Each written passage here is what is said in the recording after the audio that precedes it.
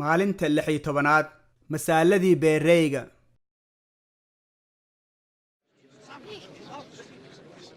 nin beeraley ah ayaa baxay inuu beerto intuu firdhinayay ayaa abuurkii qaarkiis tubka dhexdiisa ku dhaceen laguna istaagay shimbirihiina way cuneen qaarkiisna dhul dhagax ah bay ku dhaceen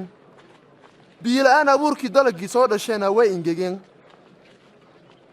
qaarkiisna waxay ku dhaceen dhul goconyo ah waxayna dalaggii la soo dhasheen qodxo wayna dhuun qabteen qaarkiisna dhul carasan ah ayay ku dhaceen abuurkii wuxuu dhalay miro 100 jibaar midkiiba macallinow dadka maxaa tusaale wax ugu baraysaa ilaah ayaa idin siiyey sirta boqortooyada inaad garataan kuwa kale tusaale ayaan wax ugu sheegaa si ay u fiiriyaan waxna u arkin oo way maqlaan mana fahmaan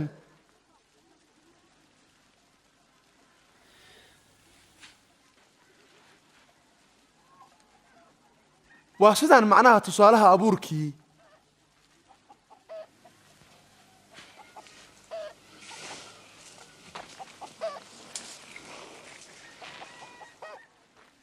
abuurku waa erey ilaah abuurka tubta ku daatay waa sarbeeb kuwa ilaah ereygiisa maqlaa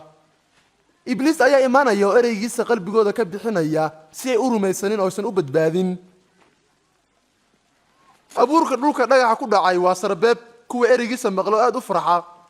rumaysigoodu wuu yar yahay waxay rumaysanayaan wax yar markay jiribaaddu timaaddo way kala firdhayaan abuurka ku dhacay dhulka qodax ahna waa kuwa ereygiisa maqla walaaca taajirnimada raaxada naftooda ayaa rumaysigooda ka dhuun qabanaya mirahoodana ma bislaadaan abuurka dhulka carasan ku dhacayna waa kuwa ilaah ereygiisa maqlaa rumaystana kuna dhaqmaa qalbi wanaagsan noloshooduna miro wanaagsan ayay dhashaa 1 wadnahayga ciide ayuu yahay maanta 2 maxaa iga hortaagay inaan noqdo ciidda uu isagu rabo inaan ahaado 3 maxaan u baahanahay inaan sameeyo si aan si joogto ah miro u dhalo